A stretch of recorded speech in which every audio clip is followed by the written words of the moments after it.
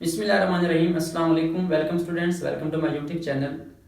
Students, आज हम discuss करने जा रहे हैं कि हमने क्लास 9th 10th मैथमेटिक्स के थ्योरम्स को किस तरीके से तैयार करना है, और आज हम इसकी बेसिक्स के बारे में डिस्कस करेंगे। सबसे पहले आपको यह पता होना चाहिए कि थ्योरम जो है होता क्या है। तो बेसिकली थ्योरम जो है ज्योमेट्री का एक कंसेप्ट होता है, उसकी एक स्टेटमेंट होती है।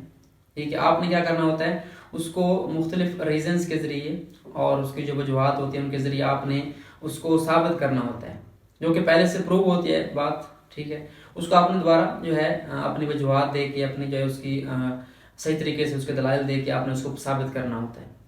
तो थ्योरम कैसे प्रूव करना है, सबसे पहली बात कि आप जिस टॉपिक के थ्योरम्स कर रहे हैं, जिस चैप्टर के थ्योरम कर रहे हैं, उसकी बेसिक्स को आप क्लियर करें।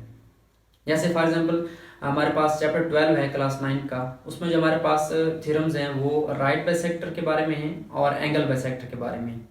आपको सबसे पहले राइट बाइसेक्टर और एंगल बाइसेक्टर का कंसेप्ट क्लियर हो, उसके बाद आप इसके थ्योरम की तरफ जाएं। तो उसके बाद हमारे पास क्या आती है, थ्योरम की स्टेटमेंट आती है। यानी जो सबसे इंपॉर्टेंट चीज़ है आपकी थ्योरम के अंदर वो स्टेटमेंट है, क्योंकि पेपर के अंदर आपको वही स्टेटमेंट गिवन होती है। इसके अलावा आपके पास कोई नहीं होता कि आपने कौन सा थ्योरम करना है, कौन से चैप्टर का है, इस तरीके से कोई आपके पास डेटा नहीं होता।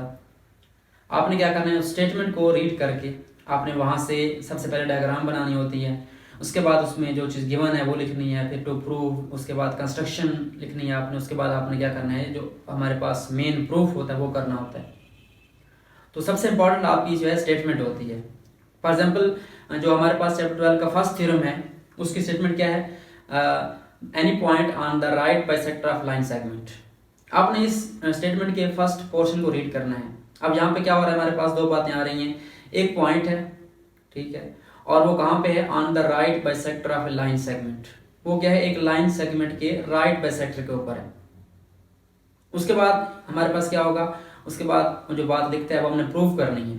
ठीक है, आगे क्या कहता है, is equidistant from its and points, कि अगर कोई पॉइंट एक लाइन सेगमेंट के राइट बाइसेक्टर के ऊपर हो तो वो क्या होता है, उसका फासला जो है उस पॉइंट का दोनों सिरों से, लाइन सेगमेंट के दोनों एंड पॉइंट से वो क्या होता है, बराबर होता है।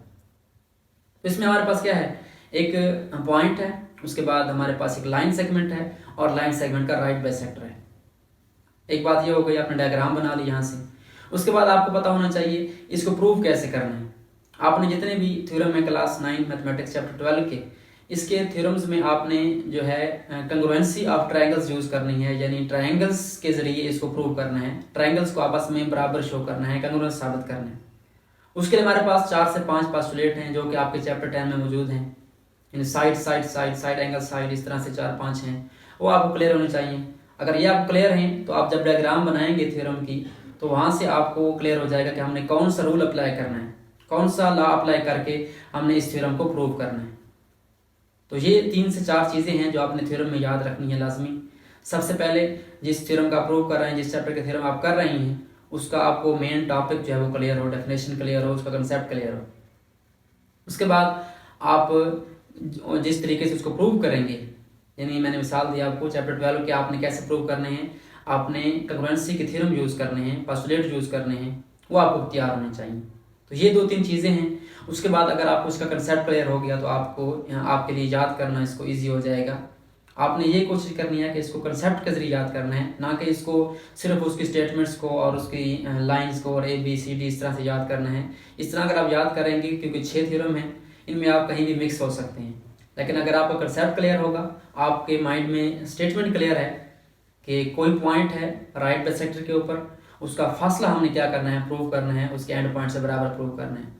हमारे पास 2 ट्रायंगल्स बन जाएंगी, ट्रायंगल्स को हमने बराबर शो करना है। जब ट्रायंगल्स बराबर शो हो जाएंगी तो हमारे पास ट्रायंगल्स की साइड भी बराबर होती हैं। ठीक है, तो जब साइड बराबर है तो वो जो फासला होता है वो ट्रायंगल की एक साइड है वो बराबर हो जाती है, हमारे पास थ्योरम प्रूव हो जाता है।